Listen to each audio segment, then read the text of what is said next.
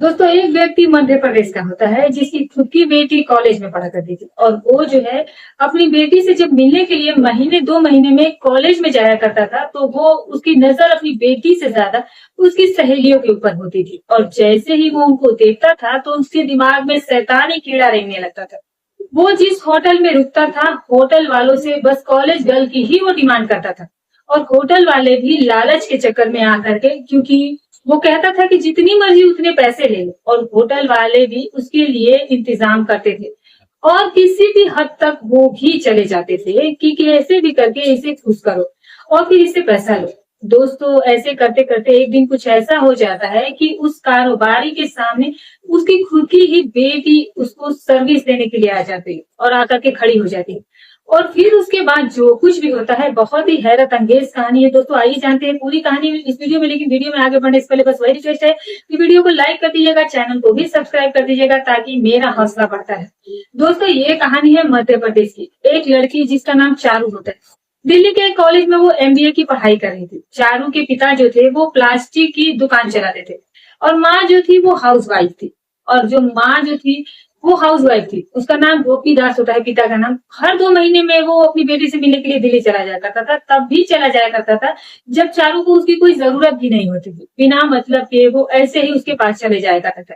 बेटी सोचती थी कि बाप जो है उसे बहुत ज्यादा प्यार करता है और माँ जो है वो सोचती थी कि चलो ठीक है कि मुझसे प्यार नहीं किया, कम से कम वो बेटी को तो चाहता है, बेटी को तो कम से कम प्यार करता है, इसीलिए वो भी कुछ नहीं कहती थी। लेकिन दोस्तों, जब वो दिल्ली जाता था तो फिर शाम को वो पहुंचता था, रात भर वो वहीं पर रुकता है और फिर सुबह वो जो है वो चारू से मिलता है और फिर उसके बाद वो अपने घर आ जाता है। लेकिन जिस दिन होटल में रुकता था, रात के दौरान वो अपनी सर्विस के लिए होटल के मैनेजर से, चूंकि एक ही होटल में वो हमेशा रुकता था, अच्छी खासी उसकी वहां पर दोस्ती और जान पहचान भी हो गई थी। तो उससे जो है वो तरह तरह की अपनी चॉइस के अनुसार वो अपनी सेवा के लिए गर्ल्स की डिमांड किया करता था और होटल वाले भी उसकी ख्वाहिश को पूरी कर देते थे। और ऐसा जो है वो 2-3 सालों में करीब 10-15 बार ऐसा हो चुका था कि गोपी दास अपनी बेटी को मिलने के बहाने आता है और फिर ये सब काम करके वो जाता था। किसी को कुछ पता भी नहीं चलता था। लेकिन जब पिछले कुछ दिनों से वो आता था अपनी बेटी से मिलने के लिए, तो चारों जो है वो जिस कमरे में रहती थी वहां पर और भी बाकी लड़कियां रहती थी। आसपास की बहुत सारी लड़कियों से उसकी जान पहचान थी। तो जब वो जाती थी तो उसके पिता जो है वो लड़कियों को अजीब निगाहों से देखता था और लड़कियां भी इस बात को अच्छे से महसूस कर लेती थी। चारू से वो कहती भी थी कि यार तेरे पापा तो ऐसे देखते हैं जैसे कि वो हमें खा जाएंगे, और पता नहीं वो किस तरीके से देखते हैं। अब वो जो है थोड़ी उसको अपनी बेइज्जती भी महसूस होती है। वो कुछ तो कहती नहीं है लेकिन उसे भी इस बात से बुरा लगता है। लेकिन अब जो गोपीनाथ था उसके तो दिमाग में कुछ और ही चला। वो होटल में आता है तो मैनेजर से कहता है कि यार ऐसा है कि मुझे जो है वो कॉलेज गर्ल्स का कहीं से जुगाड़ कर दो, और जो है स्कूली अगर लड़की हो तो इस टाइप का अगर जुगाड़ तो कर दो। तो होटल का जो मैनेजर होता है वो पहले तो माफी मांग लेता है, कहता है कि नहीं सेठ, ऐसा हम लोग कुछ नहीं करते, ऐसा यहाँ पर नहीं होता। लेकिन वो चूंकि पैसों का लालच देता था, कहता है कि पैसे चाहे जितनी मर्जी ले लो, और मुझे जो है मैंने सुन रखा है कि यहाँ पर ये सब कुछ होता है, कहीं से भी मेरे लिए सब कुछ करवा दो। तो होटल मैनेजर भी सोचता है कि चलो इसी बहाने मैं भी कमा लूंगा, और इसके जो स्तर पर भूत चढ़ा हुआ है उसके लिए कुछ भी पैसा खर्च करने के लिए ये तैयार भी है। तो इसमें मेरा क्या जाता है, मैं बीच में मैनेज करने की कोशिश करता हूँ। तो वो बहुत इधर उधर पता लगाता है तो उसे ऐसी कोई लड़की मिलती नहीं है। आखिर में उसे एक ऐसी लड़की मिल जाती है जो कि थोड़ी सी पढ़ी लिखी थी, लेकिन वो कॉलेज की बिल्कुल नहीं थी, जबकि उसका पेशा भी यही था और वो एक पेशेवर थी और वो अपनी सर्विस देती थी। तो उसका यही धंधा था। तो वो जो है उससे गोपीनाथ के पास उसे भेजने से पहले जो मैनेजर था वो उस लड़की से कहता है कि ऐसा है कि जब तुम वहां पर जाना तो बता देना कि मैं कॉलेज में पढ़ती हूँ, और फिर जो है हमें इसके लिए ज्यादा पैसे मिलेंगे। वो कहती है कि अगर कुछ और पूछेगा तो फिर मैं क्या कहूंगी। तो मैनेजर कहता है कि तुमसे वो शादी थोड़ी ना करेगा जो कुछ वो ऐसा वैसा पूछेगा, और फिर उसके बाद तुम थोड़े बहुत संभाल लेना, तेरे अंदर तो वैसे भी ऐसा हुनर है ही। तो वो कहती है कि हाँ ठीक है। अब वो जाती है गोपीनाथ के पास। अब रात भर वो वहां पर दोनों साथ में बिताते हैं, लेकिन इस दौरान उसे ये आभास हो जाता है कि ये जो प्रोफेशनल है ऐसी ये कोई कॉलेज गर्ल नहीं है। फिर उसके बाद वो जो है वो मैनेजर पर भड़क जाता है, उसे कहता है कि तुमने मेरे साथ धोखा किया है, तुमने मेरे साथ चीटिंग की है। मैनेजर जो है वो चुपचाप से सारी बातें सुन लेता है। वो कहता है कि यही झूठ बोल रही है, मैंने कुछ झूठ नहीं बोला, ये कह रही थी कि मैं कॉलेज में पढ़ती हूँ, अब वो उसे खोना नहीं चाहता था गोपीदास, क्योंकि वो खुद मालदार आदमी था, तो जाहिर सी बात है मैनेजर उसे खोना नहीं चाहता था। तो उसकी जब भी वो आता था उसकी अच्छी खासी कमाई हो जाती थी, इसीलिए वो कहता है कि सेठ जी हमें माफ कर दीजिए, अगली बार जो है मैं ऐसी गलती नहीं होने दूंगा। अब की बार आप आएंगे और आप जैसा चाहेंगे वैसा ही मैं आपके लिए इंतजाम करवा दूंगा। उसके बाद जो है वो गोपीदास वहां से चला जाता है अपने घर के लिए। लेकिन 10 दिन बीतता है तो चारू जो है वो अपनी माँ के पास फोन करती है और कहती है कि माँ कुछ पैसों की जरूरत है और मुझे कुछ पैसे भिजवा दे। और माँ जो है वो सुनती है, वो सन्न रह जाती है। वो कहती है कि अभी तो तेरे पापा से मैंने पैसे भिजवाए थे, उन्होंने तुझे पैसे नहीं दिए। वो कहती है कि पापा ने मुझे पैसे नहीं दिए, बस वो आए मुझसे मिले और फिर 10-15 मिनट के बाद ही वहां से चले गए। तो फिर वो गोपीदास से पूछती है कि तुम गए थे पैसे लेकर, तो तुमने पैसे का क्या किया? वो बोलता है कि किसी को जरूरत थी तो मैंने उसे ही दे दी। बोले कि तुम किसके दे दिए? अब इसका जवाब तो उसके पास तो था नहीं, वो टाल मटोल करने लगता है, ऊपर से जो वो मारने पीटने लगता है, वो अपने झगड़े पर उतार हो जाता है। और किसी तरीके से जो चारू की माँ होती है वो पैसों का इंतजाम करके रखी हुई थी, क्योंकि चारू जो थी वो पढ़ने लिखने में तेज थी, तो उसको पढ़ाने की जिम्मेदारी जो थी वो इसके मायके वालों ने ही ले रखा था।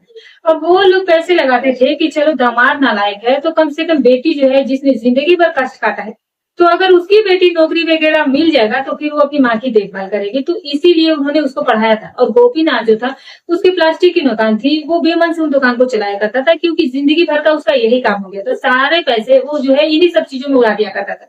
तो चारू की माँ जो है वो सारी बात चारू से बताती है, क्योंकि चारू भी बड़ी हो चुकी थी, वो एमबीए कर रही। जाहिर सी बात है कि कुछ वो छुपाती नहीं है और सारा कुछ वो बता देती है कि ऐसे कई अयासी वगैरह में उन्होंने उड़ा दिया है, इसकी तो आदत यही है।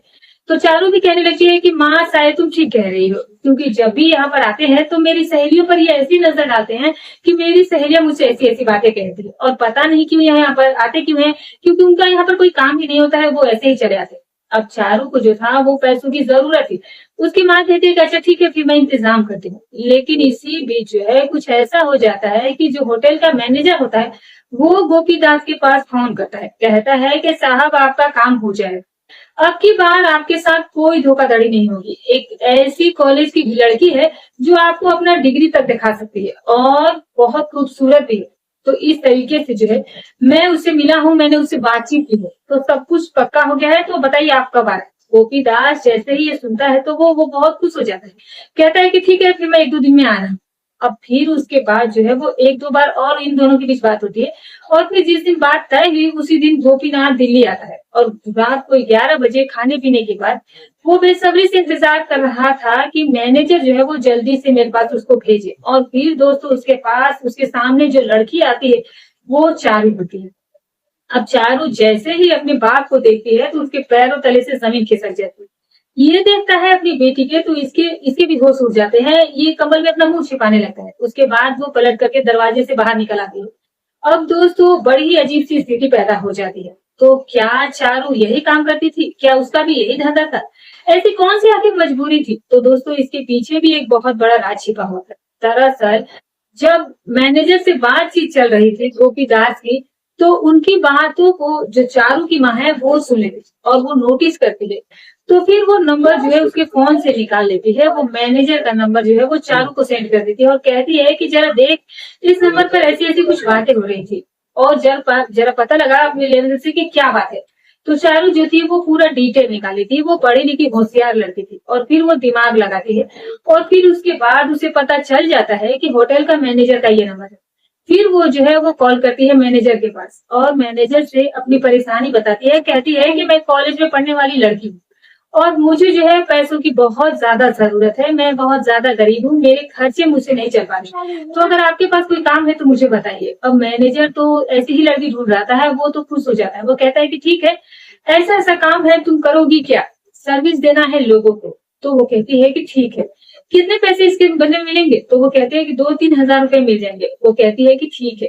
अब वो तैयार हो जाती है, होटल का जो मैनेजर होता है वो उससे मुलाकात भी कर लेता है। वो कहता है कि फोटो भेजो, तो वो कहती है कि मैं फोटो नहीं भेज सकती, तुम मुझे मिल करके सामने से ही देख लो।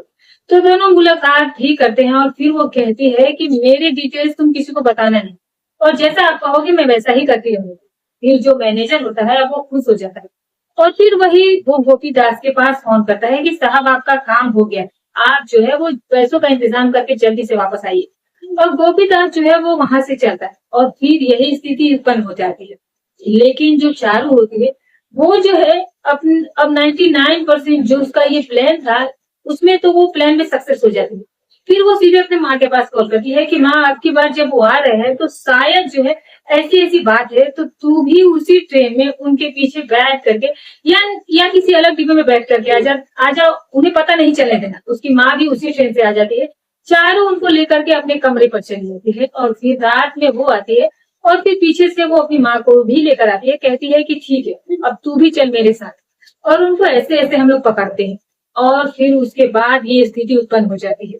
फिर जब चारू की माँ देखती है आकर के कि अपने पति को, जब वो जो भी गोपीदास के साथ वो करना था उसकी पत्नी उनके साथ करती है, चारू जो है मैनेजर को कहती है कि मैं पुलिस को बुला दूंगी, तुम जो है स्कूल और कॉलेज की लड़कियों को नहीं छोड़ते, तुम गलत काम कर।